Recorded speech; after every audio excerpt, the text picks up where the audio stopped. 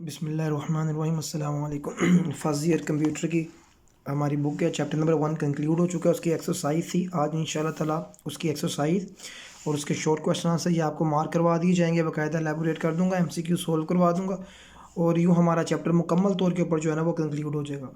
आगे बढ़ने से पहले चैनल को सब्सक्राइब कर लीजिए ताकि कंटेंट आप तक जो है ना वो रेडीली अवेलेबल हो, इंशाल्लाह ताला वक्त पर पहुंचता रहे। और बाकी सब्जेक्ट्स भी जो है ना चैनल पर अवेलेबल हैं, English, Urdu, Islamic studies, Tarjumatul Quran, chemistry, bio, उसके बाद कंप्यूटर है। अभी बायो हमने ऐड नहीं किया और ना इकोनॉमिक्स का सब्जेक्ट ऐड किया, चूँकि हमारे पास अभी वो इतना टाइम नहीं है, दूसरे टीचर अवेलेबल नहीं है कि जो कंटेंट को क्रिएट कर सकें। सो दैट्स वाई इंशाल्लाह ताला कमिंग डेज़ के अंदर वो भी ऐड कर दिया जाएगा। बट अभी जो सब्जेक्ट्स आपके पास अवेलेबल है वो पूरा कंक्लूड है, प्लेलिस्ट बनी हुई है, आप लाजमी जाके देखिए।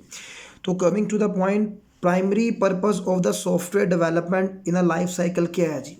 यानी SDLC का मतलब होता है सिस्टम डेवलपमेंट लाइफ साइकिल या सॉफ्टवेयर डेवलपमेंट लाइफ साइकिल।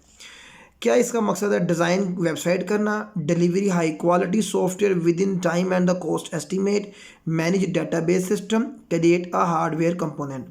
तो SDLC का मतलब ये होता है कि ऐसा हाई क्वालिटी सॉफ्टवेयर बनाना जिसका जो ड्यूरेबिलिटी के अंदर और टाइम की और जो रिलायबल भी हो कॉस्ट इसकी एस्टिमेशन करने के बाद। तो इसका राइट ऑप्शन होगा बी। अगला MCQ, a type of requirement specifying the system performance. कौन कौन सी रिक्वायरमेंट्स हैं जो सिस्टम की परफॉर्मेंस को स्पेसिफाई करती हैं?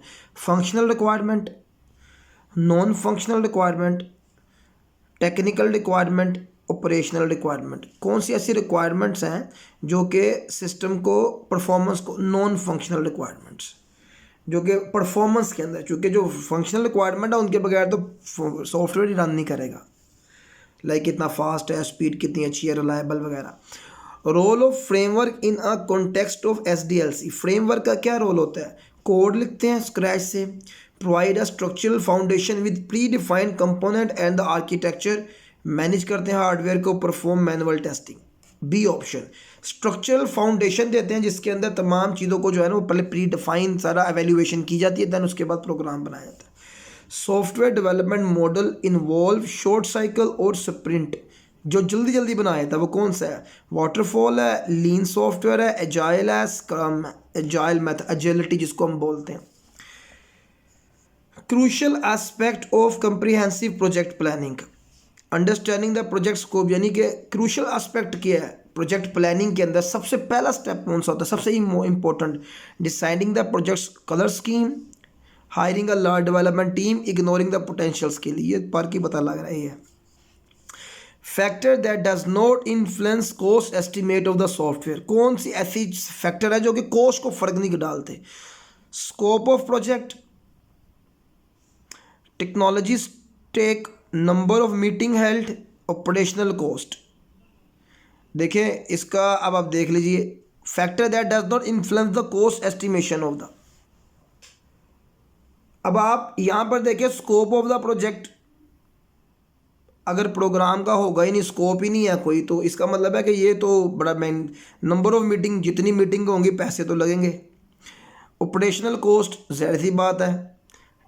टेक्नोलॉजी स्टैक, यानी जो टेक्नोलॉजी स्टैक जो है ना, ये इसमें कोई आप नहीं कह सकते जो कि आपकी डायरेक्टली जो है ना प्रोजेक्ट की एस्टिमेशन के ऊपर कोई फ़र्क पड़ता है, क्योंकि जब आपने एक बार बाय कर लिया बस वो टेक्नोलॉजी आपके पास आ गई है। The purpose of the use case diagram is to document the system architecture, identify the document the system functional requirement, illustrate the database scheme, define the system user interface design। इसको ज़रा देख लीजिए। Case diagram, ये देख लीजिए case diagram हमारे पास आ गई, ये केस डायग्राम है ये वाली। तो केस डायग्राम के अंदर क्या डायग्राम है? Show the how thing are organise in a system. तो अब ये उसके अंदर क्या है जी? Functional requirement, illustrate the database schema, define the system user interface design. इसमें बेसिकली मैं जो थोड़ा सा कंफ्यूज हो रहा हूँ वो सी ऑप्शन के ऊपर हो रहा हूँ, डी ऑप्शन के ऊपर हो रहा हूँ।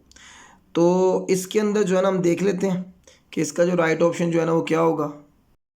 तो इसका जो राइट ऑप्शन दोबारा पढ़ लेते हैं। The document the system architecture, identify the document system functional requirements, illustrate the database scheme, चूँकि इसका मतलब ये होता है कि एक दफ़ा हम इसको ऑब्ज़र्व कर लेते हैं।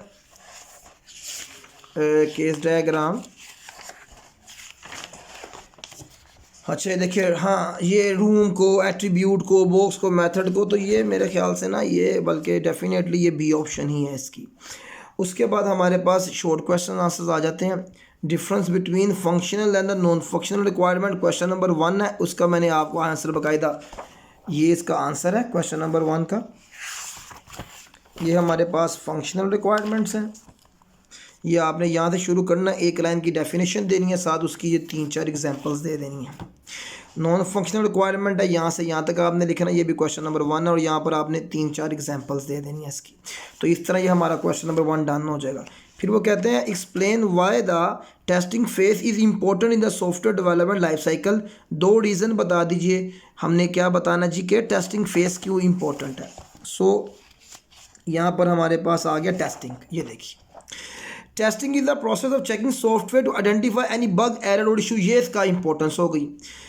Think of as it quickly, quality check to make in sure everything was work. अब इसके अंदर कौन सी क्या क्या इसकी सिग्निफिकेंस में क्या क्या चीज़ें आती हैं। फंक्शनैलिटी को टेस्ट करती है, ये परफॉर्मेंस को टेस्ट करता है, और ये जो कंपैटिबिलिटी की टेस्टिंग होती है इसके अंदर। ये क्वेश्चन नंबर 2 का हमारे पास आंसर हो गया। क्वेश्चन नंबर 3 वो कहता है illustrate the concept of continuous diagram in agile methodology. Agile methodology के अंदर हमारे पास जो डिफरेंट मेथडोलॉजी हैं, ये देख लीजिए, तो उसमें ये हमारे पास एजाइल मेथडोलॉजी के अंदर कॉन्टीन्यूस वाला, continuous integration, regularly merging the code, नए नए कोड बनते रहते हैं। सेंटर जो रेपोजिटरी टू जो है ना, उसके अंदर चेंजेस आती रहती हैं। टेस्ट ड्रिवन डेवलपमेंट है, पेयर प्रोग्रामिंग होती है इसके अंदर के, एक पहले प्रोग्राम मुकम्मल होता है, फिर वो दे दिया जाता है, दैन दूसरा प्रोग्राम मुकम्मल होता है। पहले प्रोग्राम में कोई, पहले स्टेप में कोई अगर इश्यूज़ हो तो उसको जो है ना वो डीकोड कर दिया जाता है। तो ये क्वेश्चन नंबर 3 भी डन हो गया। क्वेश्चन नंबर 4 का आंसर है हमारे पास मेन स्टेप जो रिस्क मैनेजमेंट के अंदर होता है वो कौन सा है। तो रिस्क मैनेजमेंट ये हमारे पास आ गए, ये मेन स्टेप्स हैं। Risk management and management are crucial aspect of any software project. They involve identifying the potential risk, जो कि प्रोग्राम की सक्सेस में जो है ना, प्रोग्राम की सक्सेस में जो है इम्पैक्ट क्रिएट कर सकते हैं। उसमें हम ये चीज़ें देखते हैं, हम रिस्क को आइडेंटिफाई करते हैं, एनालाइज करते हैं रिस्क को। तो ये अगर यहाँ से लेके यहाँ तक आप पॉइंट भी लिख दें तो ये क्वेश्चन जो है ना अच्छी तरह कंक्लूड हो जाएगा। वो कहते हैं यूज़ केस डायग्राम का क्या पर्पस क्या होता है सॉफ्टवेयर डेवलपमेंट के अंदर। तो यूज़ केस डायग्राम का पर्पस ये है हमारे पास। Question number use case diagram,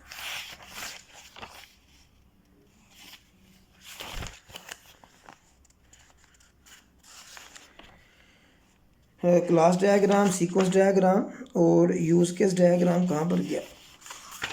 use case diagram,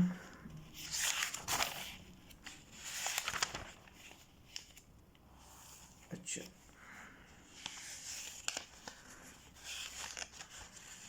ये आ गया।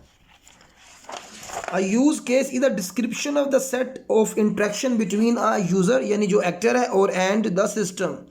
Use case are identified based on the functionalities that the system must support to meet the user need.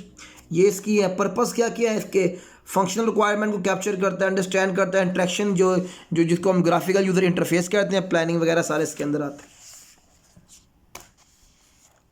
Question number 6 वो कहते हैं कंपेयर कर दें, कंट्रास्ट सीक्वेंस डायग्राम और activity diagram को। तो सीक्वेंस डायग्राम, एक्टिविटी डायग्राम ये है हमारे पास, और सीक्वेंस डायग्राम जो है ना हमारे पास ये है। तो इन दोनों की डेफिनेशन को आप लिख देंगे दरमियान में लाइन लगाकर, और तो ये हमारे पास इसका जो है ना वो कंपैरिजन हो जाएगा। और क्वेश्चन नंबर 7 जो है ना वो है कि जो फैक्ट्री पैटर्न जो है ना इसको ज़रा एक्सप्लेन कर दीजिए। तो ये फैक्ट्री पैटर्न है हमारे पास किसके अंदर, जो एक कॉमन डिज़ाइन पैटर्न है। The factory pattern is like having a special workshop. इसका फ़ायदा क्या होता है, इसका फ़ायदा ये है कि आपको एक सिंपल फैक्ट्री को अपनी रिक्वायरमेंट बतानी है और वो आपको पूरे के पूरा प्रोग्राम जो है ना वो बता कर दे देगी। आपको कुछ बताने की आगे ज़रूरत नहीं है, बस वो आपको पूरा सिस्टम जो है ना फिनिश प्रोडक्ट आपके हाथ में हैंड ओवर कर देगी।